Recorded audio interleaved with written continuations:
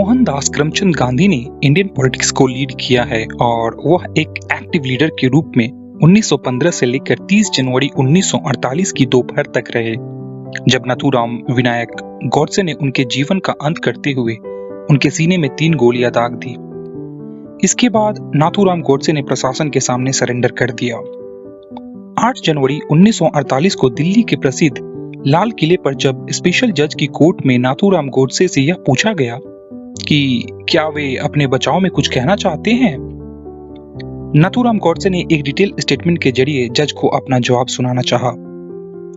इस स्टेटमेंट की पब्लिकेशन पर बैन लगा हुआ है। चीफ प्रोसिक्यूटर सी के दफ्तर ने नाथूराम गॉडसे के कोर्ट में स्टेटमेंट पढ़ने की इजाजत तो नहीं दी, लेकिन उन्होंने इसे अपने खिलाफ लगाए आरोप के बचाव में सबमिट करने की इजाजत दे दी। प्रोसिक्यूटर ने पाया कि मर्डर केस मामले में नाथूराम के साथ सभी गवाह, महात्मा गांधी के साथ साथ मौजूद रूलिंग पार्टी तक के तथ्यों पर रोशनी डालना जरूरी है। जनता इस मामले पर कोर्ट की ओर से शुरू से लेकर अंत तक सभी सच्चाई जानना चाहती थी। इसलिए जज श्री आत्मचरण ने वकील से कहा, मैं किस कारण जांच को रोकूं? कोई तो वजह चाहिए, कोई ठोस कारण चाहिए ताकि मैं सारे चार्ज हटा सकूं। तो ऐसे में आपके पास कोई अथॉरिटी या कानूनी सबूत या कोई ऐसा कारण है जो आपके विरोध को सपोर्ट कर सके? लेकिन वकील के पास कुछ नहीं था कि वह कोर्ट के सामने पेश कर सके और जज को सेटिस्फाई कर सके। हिसार कोर्ट में नाथूराम गॉडसे के स्टेटमेंट को पढ़ने के लिए याचिका दायर की गई, जिसे बाद में खारिज कर दिया गया। अगले दिन इस स्टेटमेंट के कुछ अंश समाचार पत्रों में छपे। दोनों तरफ की दलीलें और भी कई महत्वपूर्ण तथ्यों में थे जो अंधेरे में थी। फिलहाल लोग यह जानना चाहते थे कि गांधी जी की हत्या करने वाले गॉडसे पर कौन कौन से चार्ज लगे हैं। पंडित नेहरू प्रधानमंत्री थे, उनके कहे अनुसार हर राज्य के इस बयान की पब्लिकेशन पर रोक लगा दी गई, आंशिक और पूर्ण रूप से। इसके बाद सरकार ने नाथूराम गॉडसे का पूरा बयान शिमला हाई कोर्ट में जून 1949 में दर्ज करवाया। नाथूराम गॉडसे के कोर्ट के बयान के वक्त मीडिया कर्मी उस समय अपने पेन नोटबुक लेकर स्टेटमेंट नोट करने के लिए तैयार खड़े से उत्सुक थे, सही रिपोर्ट जानने के लिए। नाथूराम गॉडसे का बयान कोर्ट में दर्ज हुआ और अंग्रेजी में पब्लिश हुआ, क्योंकि कोर्ट की कार्यवाही भी इसी भाषा में हुई थी। दुनिया के हर कोने में लोग इस मामले की जानकारी को लेकर एक्साइटेड थे कि गांधी जी की हत्या वाले मामले का आखिर क्या होगा। लोग आश्चर्य में थे कि वो कैसा आदमी होगा जिसने महात्मा गांधी को मारा। उस समय के कुछ जाने माने लेखक ने इस विषय पर लिखा। उन्होंने उस समय के हालात, जमीनी हकीकत, जजमेंट और उपलब्ध आंकड़ों पर खूब लिखा, क्योंकि शायद वह जानते थे कि वह इतिहास लिख रहे हैं और आज की जनता भी यही पढ़ना चाहती है। कानूनन ऑथेंटिक स्टेटमेंट अब क्लियर हो चुका था और उस समय के कुछ राइटर्स ने माहौल के हिसाब से चीजों को तोड़ मरोड़ कर भी पेश किया। पढ़ने वालों ने भी अपनी खुद की राय बना ली थी और असलियत और अंदाजे के अनुसार स्टेटमेंट का अपना अपना मतलब निकाल रहे थे। इस बारे में नाथूराम ने खुद कहा था कि कुछ ईमानदार इतिहासकारों ने मेरे किए गए काम को लिखा है और एक दिन भविष्य में इस सच को जरूर जान जाएंगे। नाथूराम गॉडसे ने जिन परिस्थितियों में यह काम किया था, उस लिहाज से वे उस समय परम पूजनीय हो गए थे। लेखक गोपाल गॉडसे नाथूराम गॉडसे के छोटे भाई हैं और महात्मा गांधी मर्डर केस में शामिल रहे।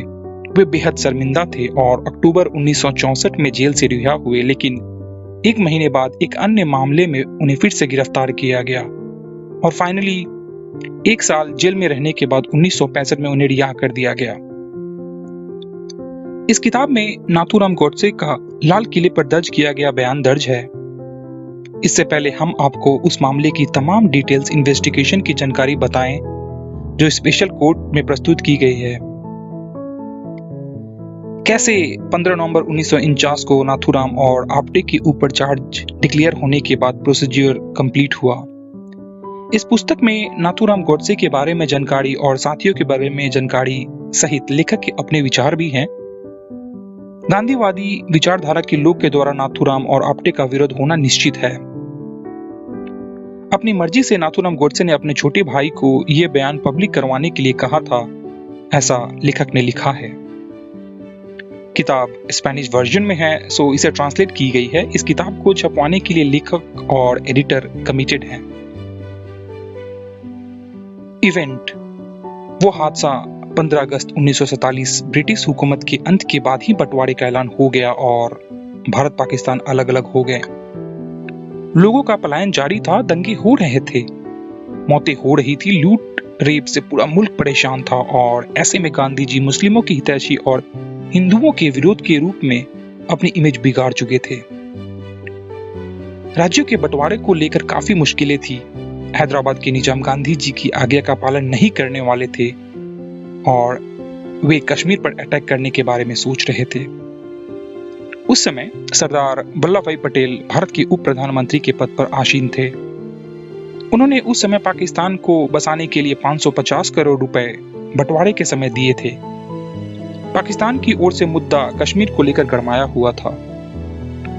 12 जनवरी 1948 के हुए प्रेस कॉन्फ्रेंस से पहले सरदार पटेल ने अपने एक बयान में कहा था कि हम कश्मीर को लेकर एग्रीमेंट पर बात करेंगे, लेकिन भारत सरकार ने इसके लिए कोई फिक्स तारीख या पेमेंट का प्रावधान नहीं रखा था। मैं बात खुले शब्दों में कहना चाहूंगा कि जब तक कश्मीर मसले का हल नहीं होगा, हम बाकी भुगतान बिल्कुल नहीं करेंगे, क्योंकि सरदार वल्लभ भाई पटेल जानती थी कि बकाया राशि रोके जाने के बिना पाकिस्तान भारत और कश्मीर मुद्दे का हल नहीं निकालेगा। आग बुझाने के दो ही तरीके हैं, या तो उस पर पानी डाल दिया जाए या फिर ईंधन ना दिया जाए।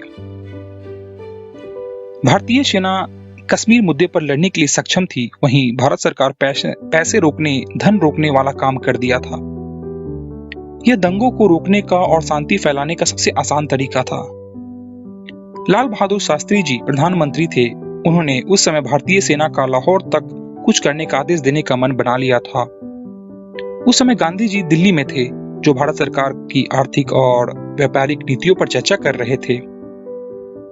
और जब उन्हें इस बात का पता चला तो उन्होंने सरकार के इस निर्णय पर सहमति नहीं जताई और इस पर रोक लगा दी।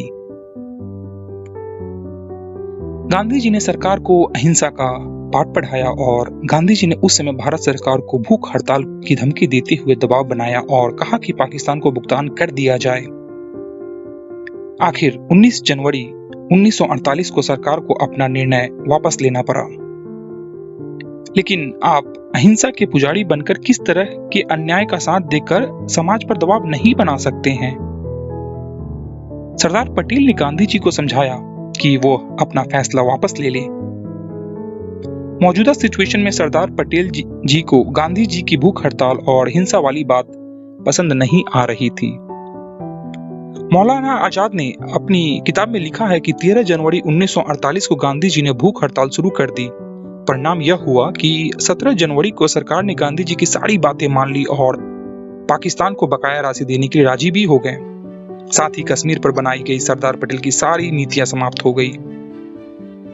भारत सरकार 17 जनवरी 1948 को जारी की गई प्रेस रिलीज में लिखा था कि देश की भलाई और गांधी जी की प्रार्थना को ध्यान में रखते हुए भारत सरकार सारे विवादों को भुलाते हुए अपनी ओर से लगाए तमाम नियम कायदे कानून हटा दी है।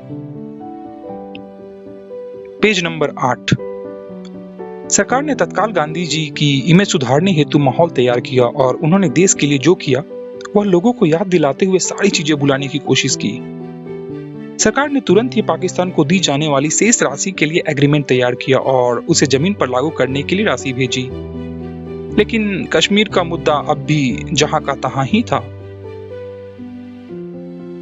नाथूराम विनायक गोडसे और नारायण दत्तात्रेय आप्टे ने उस समय हिंदू राष्ट्र से नाम की एक डायरी लिखी, जो शायद एक पुरानी किताब अग्रणी का नया रूप था। आजादी से पहले यानी 15 अगस्त 1947 से पहले ही देश में एक मुस्लिम राष्ट्र की जरूरत महसूस होने लगी थी, जो भारतीयों की आत्मा को लगातार कचोट रही थी। आए दिन न्यूज़पेपर में इसको लेकर वैचारिक मतभेद वाले आर्टिकल छप रहे थे। 12 जनवरी 1948 की खबर है कि गांधी जी ने पाकिस्तान को बकाया राशि दिए जाने हेतु उपवास शुरू कर दिया था और नाथूराम गोडसे इस चीज को अच्छी तरह से जानते थे कि गांधी जी मुसलमानों के हित के लिए हिंदुओं से लड़ने को तैयार हैं। क्योंकि गांधी जी के दबाव और प्रभाव से भारत सरकार ने अपना निर्णय वापस लेने लिए और पाकिस्तान को 550 करोड़ रुपए देने की हामी भर दी थी। इन सब के बाद नाथूराम के दिमाग में कुछ और ही चल रहा था। वह सोच रहे थे कि आगे जाकर इस तरीके का इंटरफेयर गांधी जी भारत सरकार के निर्णय में ना करें तो बेहतर होगा। इसके लिए नाथूराम गोडसे कोई भी रिस्क लेने के लिए तैयार थे, क्योंकि उनके अनुसार यह भारत के लिए जीने और मरने का प्रश्न था। 20 जनवरी 1948 को एक बम ब्लास्ट किया गया और उसके समीप ही गांधी जी की प्रार्थना सभा चल रही थी। मदन लाल पौवा उस समय वहां मौजूद थे, जो बंटवारे के समय एक प्रमुख गवाह भी थे। पुलिस को जानकारी मिली कि षड्यंत्र में मदन लाल भी शामिल थे। हालांकि मदन लाल का षड्यंत्र कामयाब नहीं हो सका, लेकिन गवर्नमेंट ने एहतियातन सिक्योरिटी बढ़ा दी थी। पुलिस की एक्टिव नेटवर्क की तरह पूरे भारत में कई लोगों को गिरफ्तार भी किया गया और यह सिलसिला अगले 10 दिन तक जारी रहा। आखिरकार 30 जनवरी 1948 को ठीक 5 बजे जब गांधी जी अपनी प्रार्थना सभा के ग्राउंड के चक्कर काट के लौट रहे थे, तभी बिरला हाउस में नाथूराम विनायक गोडसे ने लगातार 3 गोलियां चलाते हुए गांधी जी के सीने को छलनी कर दिया। उनके सीने से बहता हुआ लहू सीधे जमीन पर आ गिरा।